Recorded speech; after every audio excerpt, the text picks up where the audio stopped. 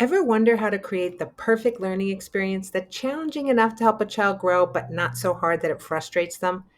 It comes down to the zone of proximal development, scaffolding, and something called the Just Right Challenge. These three concepts work together to help kids succeed while building on their strengths. Hi, I'm Margaret from Your Therapy Source, a physical therapist and mother of six. And today we're going to be talking about these three strategies for teachers, therapists, and parents: the zone of proximal development, scaffolding, and the Just Right Challenge. We'll also touch upon using a strengths based approach, which can make all the difference. Stick around for actionable tips to help kids thrive. So let's start with what is the zone of proximal development? It is the sweet spot for learning, introduced by psychologist Lev Vygotsky.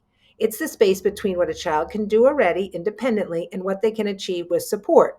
For example, a child might be able to cut paper with scissors, but needs verbal prompts to help follow cutting the line accurately.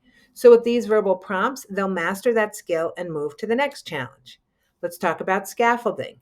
This is the support you provide to help a child work within their zone of proximal development. It's like giving them a ladder to reach the next step in their learning journey. Examples of scaffolding include visual aids, like picture schedules or labeled diagrams, verbal prompts, specific instructions like hold the scissors with your thumb up for better control, guided practice, helping them with a task and then stepping back as they gain confidence. And over time, you gradually reduce the scaffolding, allowing the child to achieve independence. All of us do this already. We might just not know that it's called scaffolding. So introduce the just right challenge as well. So when we add this into the mix, this is a concept that comes from occupational therapy, and it focuses on creating tasks that are appropriately matched to the child's current abilities. So a task that's too easy, the child might get bored. Task that's too hard, the child might feel really frustrated and shut down. The just right challenge, it stretches their skills just enough to keep them engaged and motivated. For example, if a child's learning to zip their jacket, the Just Right challenge might involve I might start the zipper for them, but they pull it up the rest of the way on their own. Now, when we talk about the role of the strengths based approach, the zone of proximal development and the Just Right challenge are most effective when we pair it with a strengths based approach. So, this means you're going to focus on what the child can do already and use those strengths as a foundation for growth. For instance, if a child's great at following verbal instructions but struggles with fine motor tasks, you can use clear verbal prompts to guide them through a task like buttoning a shirt. And celebrating their small successes along the way helps them build confidence and keeps them motivated. So let's talk about how we put these three strategies together. So, like I said, step one, you're going to start with their strengths. Observe what the child already does well. Are they good at problem solving? Do they respond well to visual cues? Are they good at physical activity? Use this as your starting point. Then identify their zone of proximal development. Find the gap between what they can do on their own and what they can achieve with support, and this is where you're going to focus your efforts. Add in that just right challenge. Adjust the task to make it manageable but still challenging. For example, back to that aspect of child struggling with scissors, you might start off with practicing with thicker paper to make the task a little easier. Now we're going to move on and scaffold the learning. So we're going to provide the support they need, whether it's by modeling verbal cues or step by step instructions.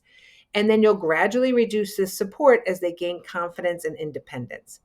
And don't forget to celebrate those small wins. Every step forward is a success, and a strengths based approach helps build confidence and keeps the child engaged in the learning process. So let's use an example of this. Let's say there's a 5-year-old named Mia who struggles with self regulation during group activities. So we're going to go back to our step one using a strengths based approach. We know Mia recognizes when she's upset, so that's a really great starting point. Step two, we're going to look at that zone of proximal development, and the goal is to help her learn calming strategies, maybe with fidgets or deep breathing. Step three is providing that just right challenge. So the teacher might start out with smaller amounts of time that Mia is expected to stay engaged. Step four is adding in that scaffolding. The teacher might model how to use the sensory tool and can provide verbal cues when Mia needs reminders to stay engaged.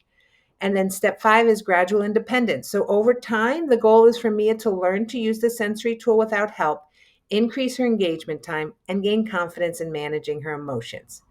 So by combining the zone of proximal development, scaffolding, the Just Right challenge, and a strengths-based approach, you can create meaningful learning opportunities for kids.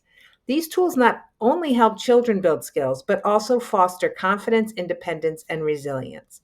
So you can go to your therapy source and you can download a free Zones of Proximal Development checklist.